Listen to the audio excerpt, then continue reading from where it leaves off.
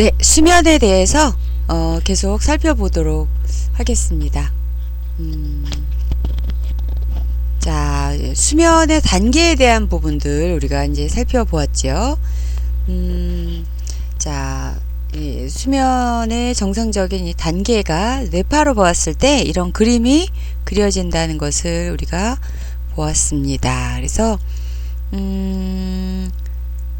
처음에 우리가 수면에 들어가기 시작하는 이제 1단계가 있어요. 그래서 5분 정도에 우리가 가수면 상태를 들어가게 되고요.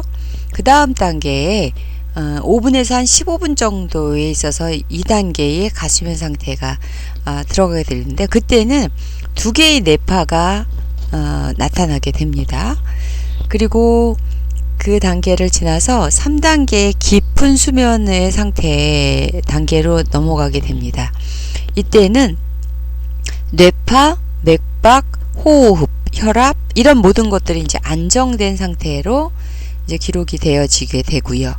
그 다음에 이제 숙면의 상태로 이제 들어가게 됩니다. 숙면 그 이후에 렘 수면의 상태가 이어지게 되는데요. 이 시간에 우리가 이제 꿈을 꾸게 되는 것이죠. 이러한 수면의 단계에서 우리가 깊은 잠만 자는 게 아니라 지금 보시는 그래프가 계속 연속적으로 나오는 것처럼 반복적으로 이렇게 이제 오르락 내리락 하는 것들을 그림을 이제 볼 수가 있겠고, 우리가 이제 특히 이제 잠자는 중에 나오는 성장 호르몬이 있는데 20세 이전에는 성장을 촉진시켜주는 그런 역할을 하게 되고, 20세 이후에는 우리의 세포를 회복하는 역할을 해주는 것이 바로 이 성장 호르몬에 해당이 됩니다. 그래서 성장 호르몬을 통해서 우리의 몸이 회복이 되어지게 되고요. 그리고 앞서서 이 수면을 통해서 장기 기억화하는 이런 기억의 저장과 재정비 이런 것들이 되게 되고, 그리고 이러한 깊은 잠을 통해서 뇌의 노폐물을 제거하는 그러한 단계가 이루어지게 됩니다. 그래서 건망증이라든지 치매와 같은 질병과 깊은 수면과의 밀접한 관계가 있는 것이라고 우리가 볼 수가 있겠습니다. 이렇게 정상적으로 4단계의 깊은 수면을 잘 취하는가 아닌가에 따라서 몸의 회복과 수면 후 피로도가 달라지게 된다라고 우리가 볼 수 있게 되는 것이죠. 이 잠잘 때에 우리가 이제 뇌파를 측정해보고 깊은 수면을 취하는지 아닌지 뭐 이런 것들을 보면서 잠의 수면의 질이 어떻게 되는지를 이제 우리가 살펴볼 수가 있는데요.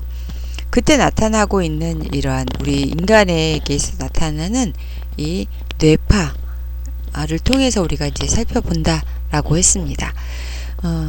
뇌파의 종류들 한번 볼까요? 델타파라고 합니다.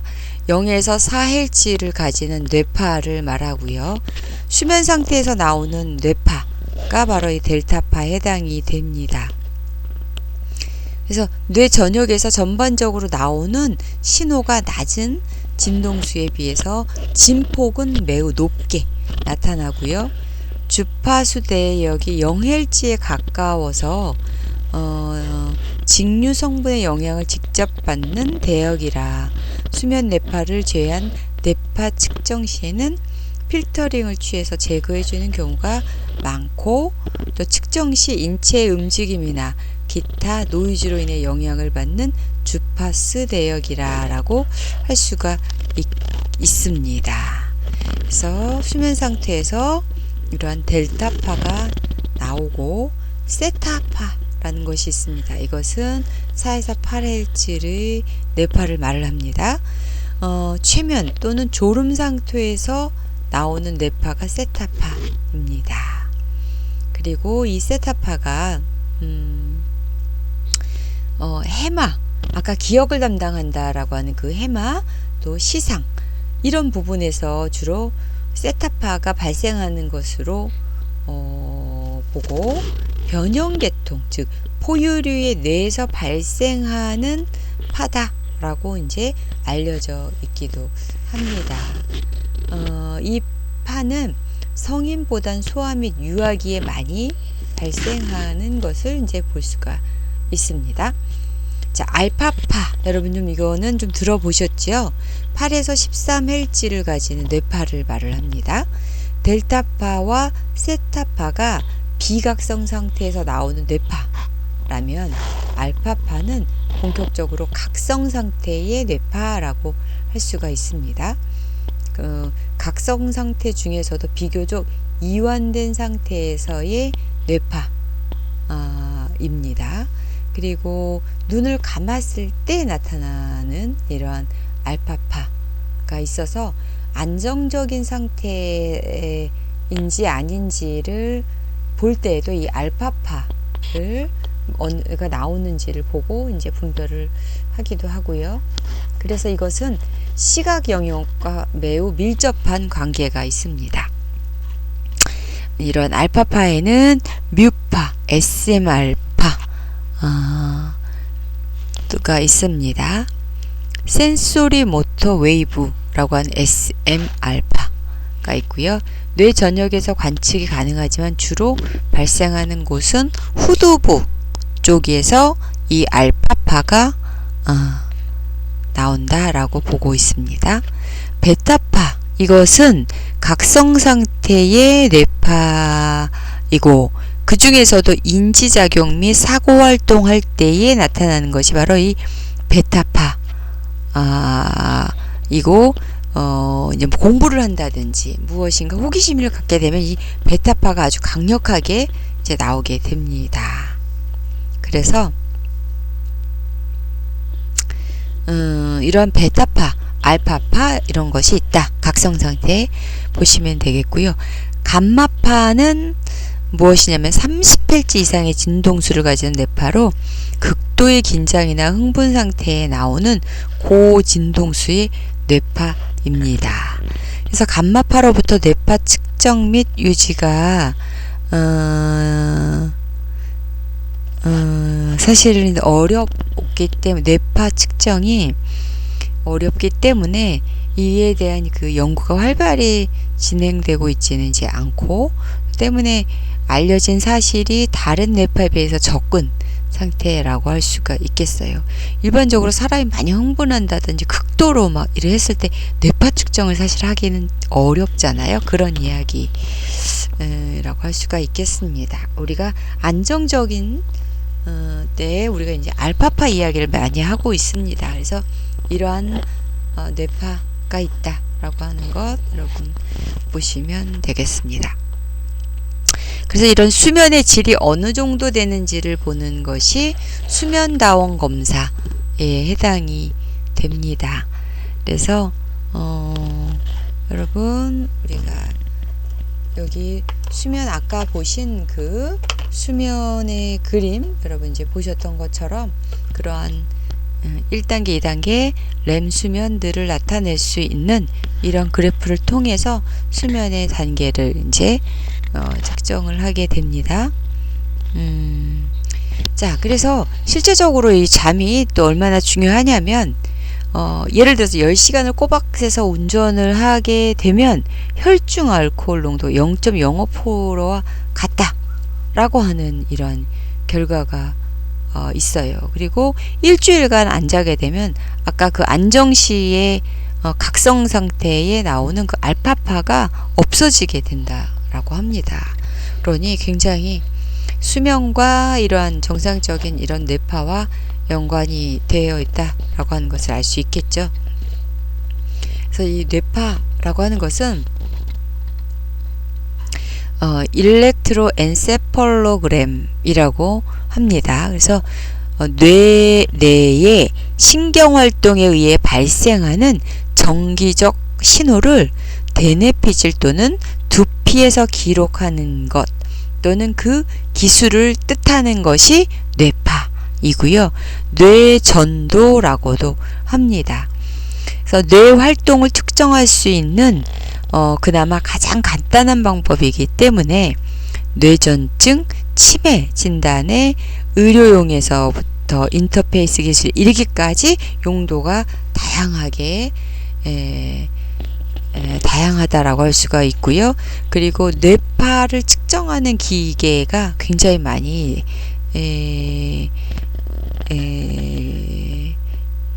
예전에 보다도 훨씬 더 깊이 있게 연구가 되고 있습니다. 그래서 이 부분에 대한 부분들이 앞으로도 굉장히 많이 연구되어지고 이걸 이용하는 여러 가지 의료 장비들이 많이 나오게 될 것입니다.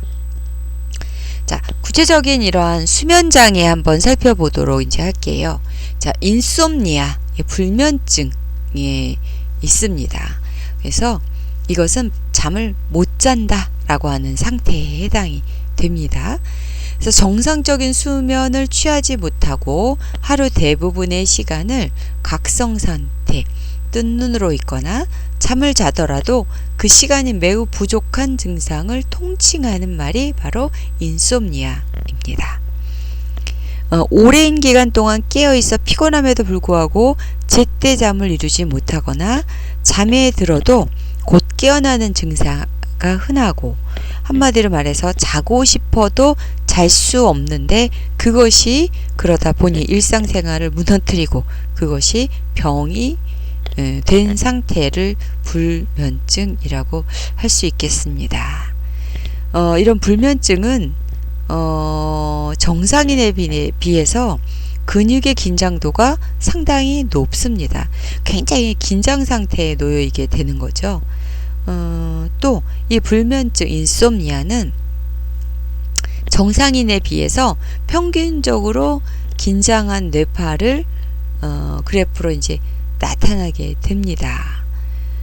그래서 이런 불면증의 원인이 무엇일까? 자, 수면과 각성을 조절하는 시상하부와 간 망상체의 기능이 손상되어서 뇌가 지나치게 각성이 된 것이라고도 보고 있습니다. 앞서서 그 해마 또 시상하부 우리 나왔었었죠. 이러한 뇌 기능의 기능이 손상되면서 나타나고 있는 이러한 병이 바로 이제 불면증에 해당이 됩니다. 여러분 중에서도 불면증으로 힘들어하시는 분들이 있겠지요. 그래서 자, 인솜니아에 대한 부분 좀 더 살펴보겠습니다. 이에 대한 검사는 앞서서 그 뇌파 검사를 통해서 수면다운 검사를 하게 됩니다. 그래서 그거를 통해서 수면의 질이 어떻게 되는지를 볼 수가 있겠고요. 그래서 이런 불면의 원인이 다양하기 때문에 검사를 할 때 불면의 원인이 무엇인지를 알아내야 되고요. 그 대책을 알아내기 위해서는 일상생활의 스트레스 인자가 무엇이고, 또 그 사람이 갖고 있는 버릇, 또 주위 환경 등, 또 잠 자체에 대한 철저한 분석을 해야만 이것을 해결해 나갈 수가 있습니다. 그래서 이런 수면 중에 일어나는 여러 가지 뇌파, 호흡, 맥박, 근육의 긴장, 눈의 움직임, 또 행동, 산소 분화도, 이것들을 다각적으로 기록하는 이런 수면다운 검사를 시행을 하게 됩니다. 그래서 잠자는 모습을 영상으로도 보고 지켜보고, 그리고 이런 뇌파 이런 것들을 이제 잠을 자면서 뇌파 측정기를 머리에 여기저기에 이제 하고 병원에 와서 이러한 잠을 자게 됩니다. 그래서 이러한 검사를 통해서 원인을 이제 분석을 해 나가게 되겠죠. 그리고 개인적으로 어떤 환경이 있는지 수면 환경에 대한 부분들도 면담을 통해서 면밀하게 살펴보아야 해야만 원인을 이제 분석해낼 수가 있겠습니다. 이에 대한 치료로는 불면의 원인을 알아내는 것이 중요하고요. 그것이 치료와 이제 직결되기 때문이겠죠. 그래서 원인을 밝히려는 노력 없이 수면제를 먹게 되면 더 심한 불면증으로 이제 발전을 하게 될 수가 있으니까 자기 임의로 이게 수면제를 이제 복용하는 것보다는 수면의 전반적인 거를 살펴보는 과정이 중요하다라고 할 수 있겠습니다. 그래서 불면증은 수면제를 먹음으로써 해결이 되는 것은 아니지만 이제 이것을 이제 적절하게 조절해 가면서 도움은 받을 수가 있겠죠. 그래서 좋은 수면 습관은 불면 치료에 있어서 상당한 도움을 주기 때문에 좋은 수면 습관을 들이기 위한 노력이 이어져야만 합니다. 그래서 이런 치료에 수면제를 복용하는 것, 항우울제를 를 이제 처방을 받는 방법, 그 외에도 명상이 있고요. 이완운동, 심호흡, 또 흔하게는 예전에 우리가 많이 했었던 것 중에 양을 샌다든지 하는 방법 여러분 많이 해보셨죠? 양 한 마리, 양 두 마리, 양 100마리까지 세다 보면 그 사이에 이제 잠을 들게도 되는 것처럼 숫자를 거꾸로 세보는 이런 방법을 쓰기도 합니다. 그 외에도 잠자기 전에 과도한 운동은 삼가하지만 요가, 또 필라테스, 아니면 잔잔한 음악 감상 등의 인지 치료가 개인차는 있으나 어느 정도 효과를 볼 수 있기 때문에 이 같은 방법을 써볼 수 있겠습니다. 이러한 명상과 같은 방법을 통해서 스트레스를 해소시킬 수가 있겠고, 만성 피로 회복을 푸는 이런 방법으로서의 명상이 이제 주어질 수 있겠습니다. 그래서 그 외에도 메타인지, 호흡법, 이런 선요가를 추천드릴 수가 있겠고요. 그 다음 복식 호흡으로 473 이런 호흡법이라는 방법이 있습니다. 이것은 4초간 들이마시고 또 7초 동안 숨을 멈추고 8초 동안 내쉬는 것을 3차례 반복하는 것에 해당이 됩니다. 예를 들어서 숨을 들이마시고 숨을 내쉬고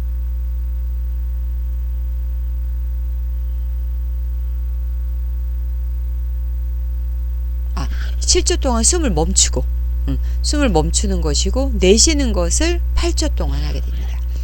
숨을 들이마시고 멈추고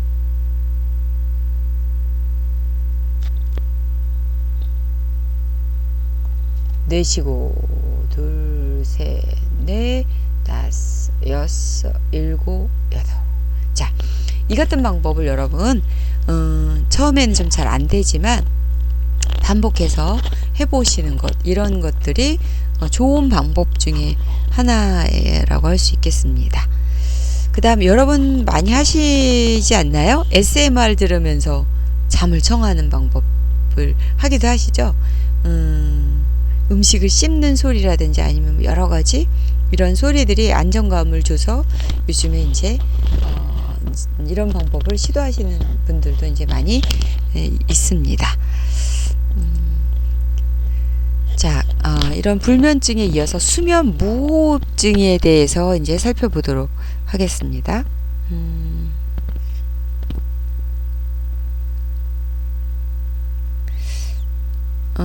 그러기 전에 여러분 그 명상을 하는 방법을 자세를 먼저 한번 보여드릴게요. 그래서 여러분들이 앞서서 이 불면증을 해소하는 방법 중에 하나인 이 명상하는 자세에 대한 것을 여러분 한번 취해 보시고 한번 해보도록 하겠습니다.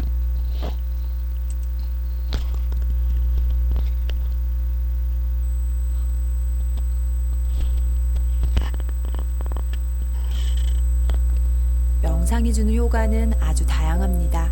과학적으로 연구된 것만 해도 정말 많습니다. 명상을 시작하는 이유와 목적은 조금씩 다를지라도 우리 모두 행복하고 풍요로운 삶을 누리고 싶은 마음은 같을 거예요. 우리 현대인들은 수많은 외부 자극과 정보에 둘러싸여 끝없는 생각들 속에 파묻혀 살아가느라 몸은 지금 여기에 머무를지라도 마음은 여기에 존재하지 않습니다.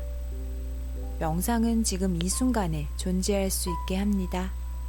지금 여기에 깨어 있으면 매 순간을 좀 더 생생하게 경험할 수 있습니다. 조금 더 깨어 있는 의식으로 현명한 판단을 하게 되고요. 결국 삶을 더 의미 있게 살아가게 됩니다. 마음은 고요해지고 가슴은 열리고 몸, 마음, 그리고 삶을 조화롭게 만들어주며 궁극적으로는 진정한 나를 찾는 여정으로 이끄는 명상의 베이직 공유합니다. 안녕하세요. 명상하는 그녀 힐러 해랑입니다. 명상을 처음 시작하시는 경우 명상 자세부터 궁금하기 마련이죠. 균형 잡힌 자세는 정신적 균형 회복을 돕습니다. 명상 자세의 핵심은 안정되고 편안한 자세입니다. 자세가 흐트러지면 마음도 흐트러지기에 명상에 안정적으로 집중할 수 있는 편안한 자세를 찾아가시면 되는데요. 명상은 바닥에 앉아서 하는 것이 기본이지만 상황에 따라 의자에 앉거나 허리가 불편하신 분들은 등을 기대고 앉는 것도 괜찮습니다. 명상의 전통적인 자세는 가부좌 자세인데요. 적응하기까지 시간이 좀 걸리고 처음에는 불편할 수 있어서 초심자 분들을 위해 조금 더 쉽고 편한 수카사나 자세를 소개해 드리겠습니다. 양 다리를 수평이 되게 교차하여 바닥에 내려놓고 안쪽 발꿈치가 회음부 위치에 오게 하고 바깥쪽 발꿈치는 안쪽 발꿈치와 일직선이 되도록 내려놓습니다. 이 수카사나 자세는 다리가 겹쳐지지 않아 눌림이 없어 다리 저림을 줄여줍니다. 그리고 상체는 에너지가 잘 흐를 수 있게 바로 세워주시되 허리를 너무 꼿꼿이 세우면 근육이 경직되고 통증이 생길 수 있으니 조금 편안하게 풀어줍니다. 즉, 척추는 바로 세우되 등의 피부와 근육은 힘을 풀어주는 느낌을 찾아보세요. 장시간 앉아서 명상하는 경우는 엉덩이 아래쪽에 방석 등을 놓아 엉덩이 뒤쪽을 살짝 높여주시면 허리에 힘이 덜 들어가면서 안정적으로 지탱할 수 있습니다. 턱은 가볍게 당겨주시고 양손은 양 허벅지에 각각 올려두고 손바닥이 하늘을 향해 에너지를 받는 모양 또는 땅을 향해 안정적으로 내려놓는 모양 중 편안한 자세를 취해주세요. 이때 누워서 명상을 해도 되는지 종종 문의 주시는 분들이 계신데요. 많이 피곤할 때는 간혹 누워서 해도 되지만 명상을 하면 뇌파가 내려가기 때문에 누워서 명상을 하면 잠이 들어버려서 앉아서 하는 것을 권해드립니다. 명상을 할 때 호흡법에 대해서도 많이들 헷갈려 하시죠? 명상은 보통 복식 호흡을 기본으로 합니다. 복식 호흡을 하게 되면 흉식 호흡보다 많은 산소가 폐로 들어오고 또 더 많은 이산화탄소가 배출되게 되는데요. 하지만 복식 호흡이 어려우셨던 분들을 위해 조금 더 쉽게 복식 호흡을 할 수 있는 팁을 공유해 볼게요. 함께 따라해 보세요. 한 손을 아랫배에 올려두시고 아랫배 안쪽에 마치 풍선이 하나 있다고 상상하며 들숨에 코를 통해 숨을 들이마시고 풍선이 자연스럽게 서서히 부풀어 오르는 느낌을 느끼고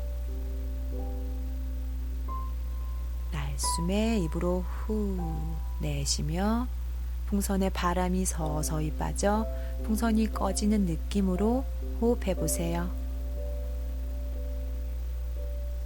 보통 복식 호흡을 처음 시작하면 억지로 힘을 주며 배를 내미는 경우가 많은데 이렇게 풍선을 상상하며 호흡하시면 힘을 주지 않고 조금 더 부드럽고 편안하게 복식 호흡을 하실 수 있습니다. 하지만 복식 호흡이 익숙해져서 자연스러워지기까지는 연습이 필요해요. 그래서 명상 시에는 인위적으로 호흡을 조절하려 하지 마시고 자연스럽게 호흡하시고 명상 전 또는 명상을 시작할 때 호흡을 고르며 복식 호흡을 연습하시는 것을 추천드립니다. 그럼 가장 기본이 되는 호흡 명상 함께 해보겠습니다. 호흡은 오직 지금 이 순간에만 일어나기 때문에 호흡에 집중함으로써 지금의 고요한 중심으로 돌아오게 됩니다. 또 호흡에 따라 심신의 리듬이 좌우되니 호흡이 편안해지면 몸과 마음 역시 차분해지고 안정을 찾습니다. 명상을 하려고 앉으면 잡념이 너무 많이 들어요 라고 하시는 분들이 계신데요. 사실 하루에도 수만 가지 생각을 하지만 대부분 무의식적으로 하다 보니 자각하지 못했을 뿐이에요. 그런데 고요해지니 더 자각이 되는 것입니다. 이 생각은 억지로 멈추거나 밀어낼 수 없습니다. 밀어내고 저항할수록 더 커지기 때문에 그저 호흡에 집중하면 자연스레 생각이 내려놓아지고 에너지가 전환됩니다.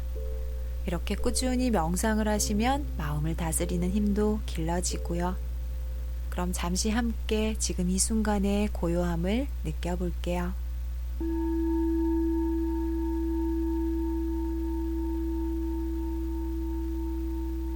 온갖 시각 자극으로 피로한 눈이 쉴 수 있게 지그시 눈을 감고 일상을 사느라 균형을 잃은 리듬이 고요한 중심으로 회복될 수 있게 깊이 호흡하며 잠시 호흡을 고릅니다. 이때 오늘 배운 복식 호흡을 활용해 보세요.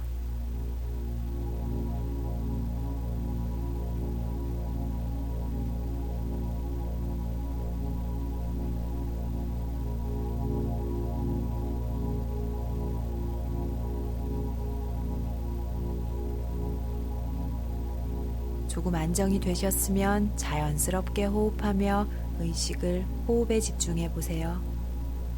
호흡에 집중하려고 힘을 주게 되면 경직이 될 수 있으니 들숨의 흐름 또 날숨의 흐름을 편안하게 관찰해 보세요.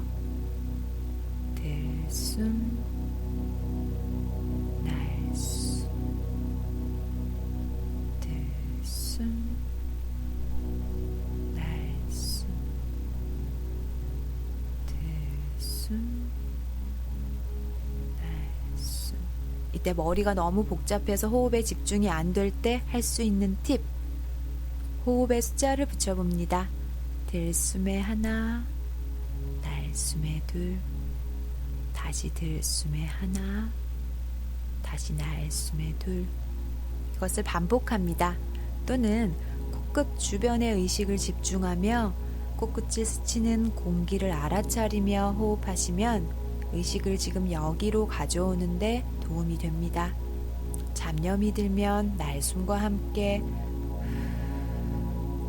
흘려보내고 다시 호흡에 집중합니다. 그리고 잡념에 빠지면 알아차리고 의식을 다시 부드럽게 호흡으로 가져오면 생각들은 일어났다 흘러갑니다.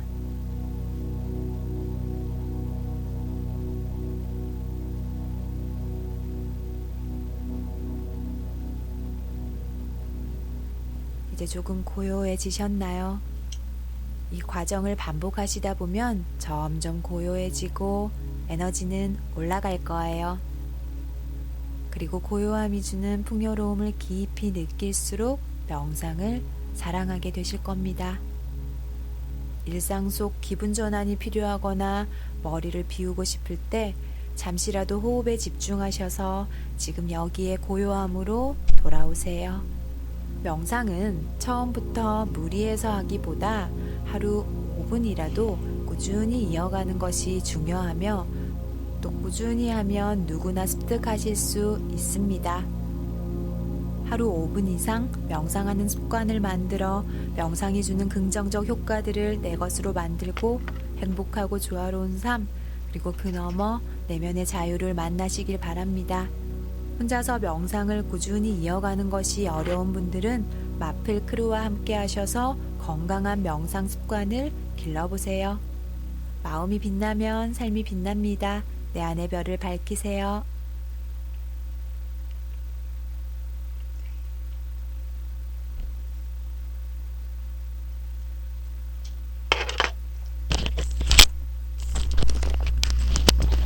자, 명상의 자세에 대한 이 영상 알려주는 내용대로 한번 해보셨습니까?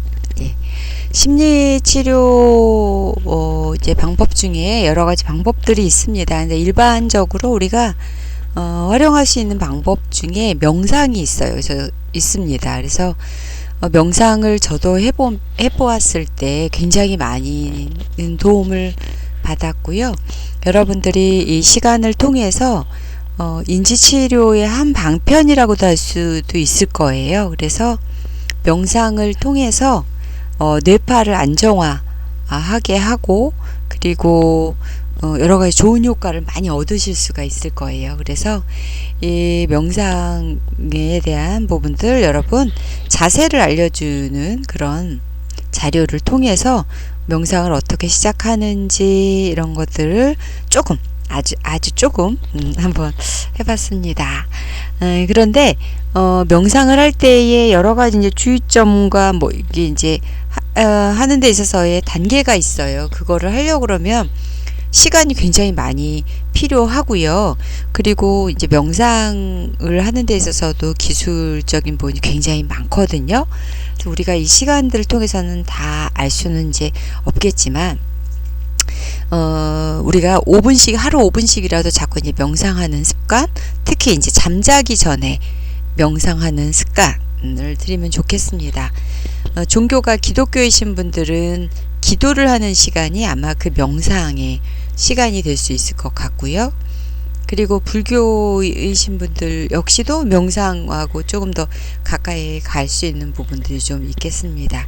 종교가 없으신 분들은 차분하게 자신의 마음을 안정화시키는 시간, 뭐 이런 의미로서도 의미가 있을 것 같습니다.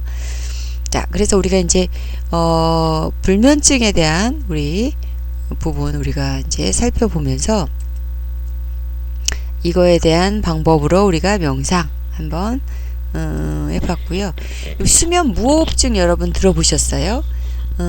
이것은 각성장애, 수면 각성장애라고도 해서 심하게 코를 이제 고는 상태를 말을 합니다. 잠을 잘 때 숨을 제대로 쉬지 못하는 현상이에요. 수면에 심각한 장애를 일으켜서 잠을 오래 자도 충분히 피로가 회복되지 않게 되는 거죠. 그리고 심장에도 상당한 무리를 주는 질병에 해당이 됩니다. 그래서 그냥 숨 잠깐 안 쉬게 되는 거라 생각할 수 있지만 수명에 지대한 영향을 주는 질환이 바로 수면 무호흡증에 해당이 됩니다. 남학생 중에서도 이런 수면 무호흡증이 있을 수도 있겠죠. 예, 그런 가족들이 엄청 힘들게, 주변에 있는 가족들도 이제 힘들게 될 것인데요. 이것이 폐쇄성의 경우는 수면 중에 근육의 긴장이 풀리기 때문에 목젖, 연구개 및 인두주의 조직, 그러니까 일반적으로 입과 코와 그 음식물에 넘어가고 호흡이 이루어지는 그곳에 열었다 닫았다 적절하게 그거를 조절을 해줘야 되는데, 이런 것들이 이제 자는 동안에 긴장이 흐트러지면서 이 조직들이 서로 들러붙어서 아예 기도로 숨이 들어가지 못하게 막아버리는 현상이 이제 발생되는 것을 말합니다. 그래서 무호흡증은 한 번에 약 20초에서 30초간 지속이 되고, 이로 인해서 산소가 제대로 공급이 안 되니까 저산소증이 이제 발생을 하게 되는 거죠. 그 다음 중추성인 경우는 호흡 중추가 불안정해지면서 뇌가 호흡을 멈추는 경우에 해당이 됩니다. 그래서 수면 중 호흡 중추가 비정상적으로 작동하여서 기도가 막혔거나 말거나 그냥 숨을 쉬지 않게 되는 경우에 해당이 되는데요. 각성 상태의 뇌파가 갑자기 나타나는 것과 호흡 정지, 그리고 혈중 산소 농도가 감소하는 뭐 이런 경우에 해당이 되겠습니다. 수면 무호흡증이 심각해지면 저산소혈증이 재발적으로 발생하게 돼서 이로 인한 신체는 빈혈, 또 심박출량이 이제 변화가 있게 되고 이로 인한 고혈압, 고혈압 뭐 이런 것들이 발생하면서 부정맥이 발생하기도 합니다. 그래서 심장 박동이 이제 문제가 생기게 되면서 돌연사까지 이르게 되는 경우가 있기도 하게 됩니다. 코골이는 숨을 들이쉴 때 목젖이나 연극의 조직이 떨려서 소리가 나는 것이 바로 코골이에 해당이 됩니다. 코골이가 심한 분들도 굉장히 많지요. 그쵸? 위험한 코골이가 바로 이 수면 무호흡증에 해당이 되는데요. 밤에 잠을 잘 때 코를 골다가 갑자기 숨이 멎은 것과 같은 상태, 이런 상태가 한동안 오래 가다가 퓨 하고 숨을 내쉬는 경우, 이런 것들이 자꾸 반복되는 경우가 있는데요. 이런 수면 중에 10초 이상 숨을 안 쉬는 경우가 적어도 30회 이상 있을 경우에 수면 무호흡증으로 진단을 하게 됩니다. 그래서 이런 것들은 이제 중풍, 심장병을 위험 요인이 되고 뭐 이런 것들이 있기 때문에 잘 살펴보고 이에 대한 치료를 이제 받아야 됩니다. 자, 그와 반대되는 불면증, 수면 장애 중에 하나인데요. 이것은 불면증과는 좀 정반대된다라고 할 수 있어요. 여러분, 기면증 들어보셨어요? 기면증. 너무 잠이 많아지게 되는 경우인데요. 그냥 잠이 많은 게 아니라 이것은 예를 들면 밤에 잠을 충분히 잤음에도 불구하고 자면 안 되는 상황. 예를 들면 어떤 상황일까요? 이렇게 이제 운전하게 되는데, 또 아니면 다른 사람과 말하는 중에 이렇게 잠에 빠져드는 경우를 말하는데, 이것을 기면증이라고 합니다. 그래서 확실히 이것은 일상생활에 엄청난 장애를 주니까 질환의 장애에 해당이 되겠죠. 그래서 예를 들어서 낮에 지나치게 졸립다, 또 아니면 심하게 웃거나 울 때 갑자기 팔다리에 힘이 빠지면서 잠이 든다든지, 잠에서 깨어났는데 몸을 전혀 움직일 수 없는 경험을 자주 한다든지, 또 잠들 때 또는 깰 때 헛것이 보이는 경우, 이런 것들도 이제 기면증의 증상들이라고 할 수가 있겠어요. 그래서 이러한 수면다운 검사를 통해서 렘 수면에 도달하는 시간을 재는 검사법을 통해서 우리가 이것을 확진해 갈 수가 있겠고요. 약물 치료, 행동 치료, 아니면 환경, 잠자는 환경 뭐 이런 것들의 를 수정을 통해서 치료해 나갈 수가 있겠습니다. 그래서 항상 일정한 시간에 취침하고 기상하게 하고, 또 하루에 한두 회 낮잠을 잔다든지, 그리고 또 운전이나 요리 등은 졸리지 않은 시간에 한다든지 하는 이런 조정을 할 수가 있겠습니다. 자, 렘 수면 장애에 대해서 알아보도록 할게요. 자, 렘 수면 장애라고 하는 것이 있는데요. 먼저 렘 수면 한번 보면, 이 렘 수면이라고 하는 것은 깨어있는 것에 가까운 얕은 수면이고, 이때는 요 안구가 빠른 운동에 의해서 이렇게 움직임이 있게 됩니다. 이때는. 그래서 이때를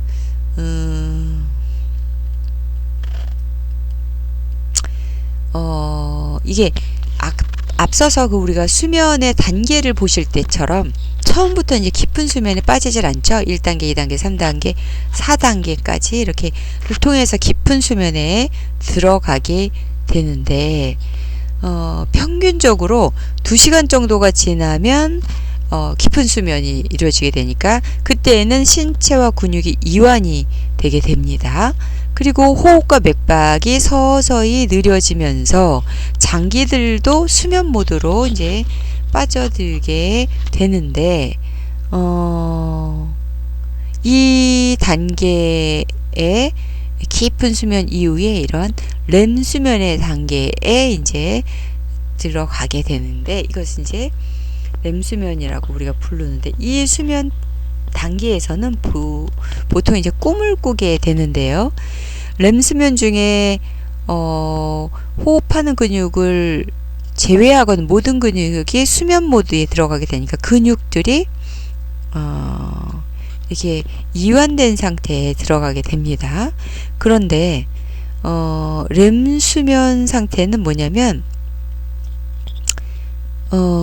이게 이완된 이런 근육의 상태들이 불완전하거나 없는 경우라고 이제 말을 할 수가 있습니다. 이런 사람은 꿈을 꾸는 동안에도 실제로 소리를 지거나 팔다리를 과격하게 움직여서 본인이 다치기도 하고 옆 사람을 때린다든지 상처를 주기도 하고 하는 경우가 이제 빈번하게 나오게 됩니다. 그런데 잠에서 깨어나게 되면 또 본인이 또 안 그랬다라고도 하다 보니 이제 다툼이 일어나게도 되는 것이지요.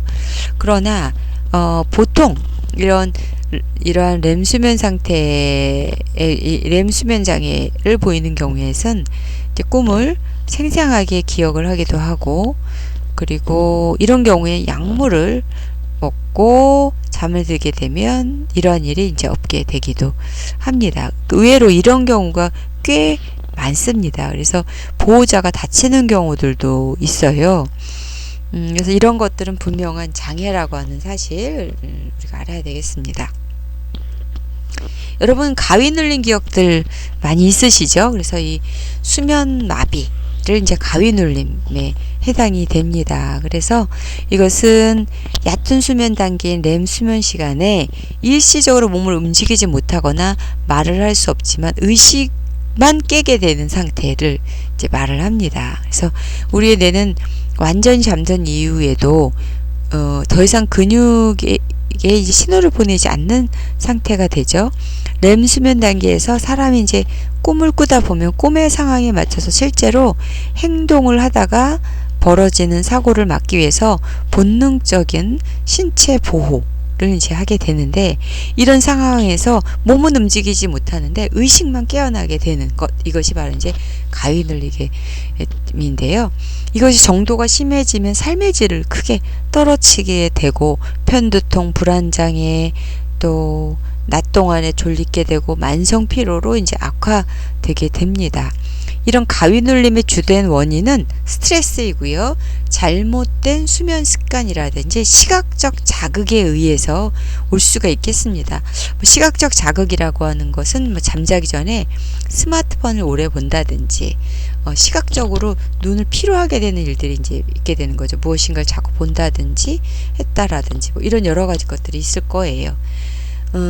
이러한 수면마비를 벗어나기 위한 습관을 똑바로 자는 경우에 가위 눌림이 이제 많이 있을 수도 있다고 합니다. 그래서 아이가 눌리는 아이 자세, 뱃속에서 아이 자세 있었던 뱃속에서의 그런 자세처럼 그런 아이 자세로 잠을 취한다든지, 이런 가위 눌림이 있을 때 손가락, 발가락부터 좀 움직여 본다든지 하는 방법을 취할 수 있겠습니다.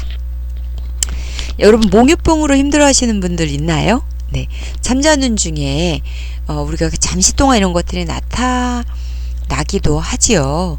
그래서 이제 깨어났을 때는 무슨 일이 일어난지도 이제 기억을 못하는 경우가 있는데, 대부분 나이가 들면서 이제 좋아지게 되는데, 이것들이 자주 발생하면 전문의의 치료를 받을 것을 권하고 있습니다. 자, 악몽으로 시달리는 경우도 있겠고요. 야경증 이런 것도 있어요. 그래서 밤에 소스라치게 놀라서 잠에서 깨어 우는 아이를 우리가 종종 보게 되는데, 꿈을 기억하면 악몽이고 꿈을 기억하지 못하면 야경증이라고 할 수 있습니다. 그래서 어린이들에게 잘 발생하고 되게 별 문제가 되지는 않습니다. 가족력이 있는 경우가 종종 있고, 어린아이가 매우 피곤할 때, 열이 날 때 또는 약물을 복용할 때도 발생하기도 합니다만, 이제 자라나는 과정 중에 이런 것들은 없어지게 됩니다. 자, 이러한 불면증, 불면 장애들을 극복할 수 있는 방법은 무엇이고 원인들은 무엇인가 살펴보면 가장 큰 거는 이제 심리 사회적인 스트레스를 이제 받게 되는 경우겠고요. 그리고 또 이제 과도한 낮잠을 잤다던가, 또 불량한 또 수면 위생, 또 그다음 잘못된 어떤 수면 주기들이 있겠고요. 그리고 신체적으로는 어떤 지병이라고 하죠. 고혈압, 심장, 아니면 폐경기 때, 뇌졸중이 있을 때 뭐 이런 것들이 연결될 수 있겠고, 치매하고도 연결되는 이런 정신과적 질환 있겠습니다. 약물을 과다 복용했다든지 또한 뭐 그 외에 코골이와 같은 수면 질환들이 있을 때도 이 불면증은 오게 되는데요. 이것을 이제 건강한 수면 습관을 들이는데 그런 것이 이제 중요하다고 할 수 있겠습니다. 여러분들 중에서도 이런 습관이 제대로 되어 있는지 한번 보세요.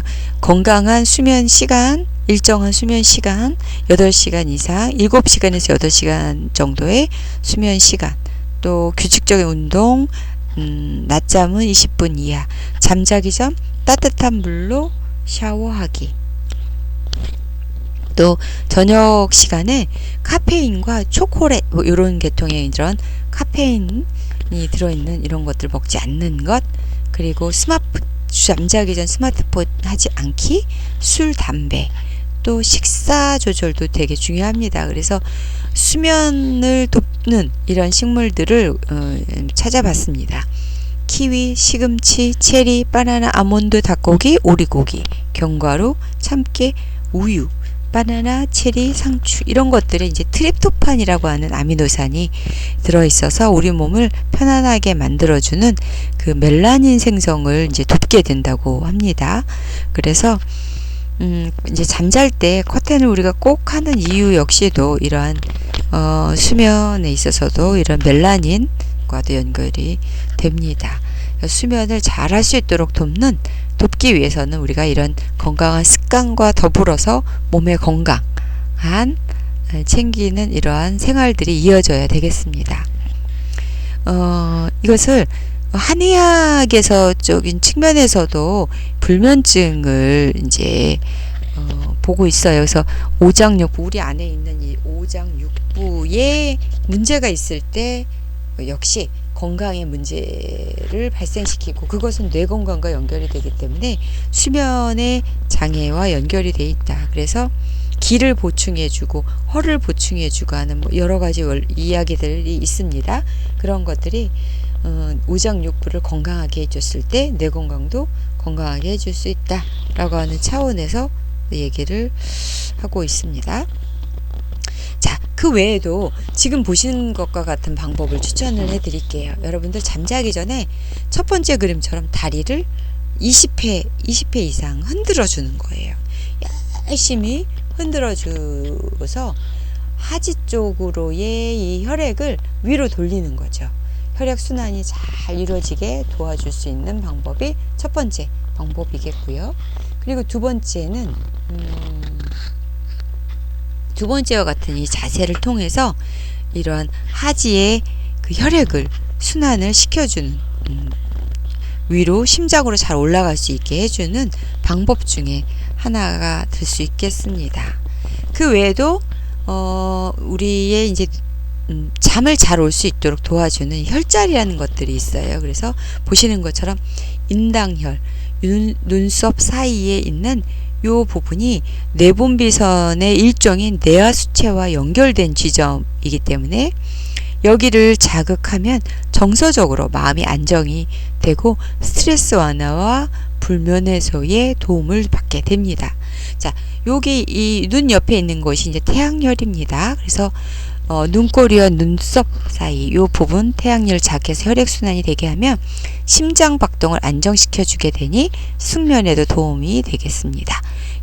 뿐만 아니라 이 예풍열이라고 하는 귀 뒤쪽에 움푹 들어간 요 부분이 있습니다. 여기를 잘 자극을 해주면 머리도 개운해지고 목과 어깨의 결림 이런 것들이 해소되면서 여러분들이 숙면을 취하는데 많은 도움이 될 수 있는 부분들이라고 할 수 있겠습니다. 자, 앞서서 우리가 이제 명상이라는 걸 한번 해봤습니다. 실제적으로 이런 명상은 불면증 조절을 하거나 스트레스 완화하는데 활용이 되어주고 있는 방법이에요. 그래서 여러분들이 이것을 잘 익혀두시고 본인에게도 도움이 되고 또 우리의 돌봐야 될 이제 환자들에게도 이것을 가르쳐 줄 수 있다면 훨씬 더 많은 도움을 줄 수 있는 치료사가 될 것으로 보여집니다. 자, 마지막으로 제가 준비한 명상 음악이 있어요. 이 아까 보신 이런 명상 자세로 이 명상 음악을 하면서 여러분들 오늘도 좋은 잠을 이루는, 또 앞으로도 좋은 잠을 이루는 건강한 여러분들이 되길 바랍니다. 예, 감사합니다.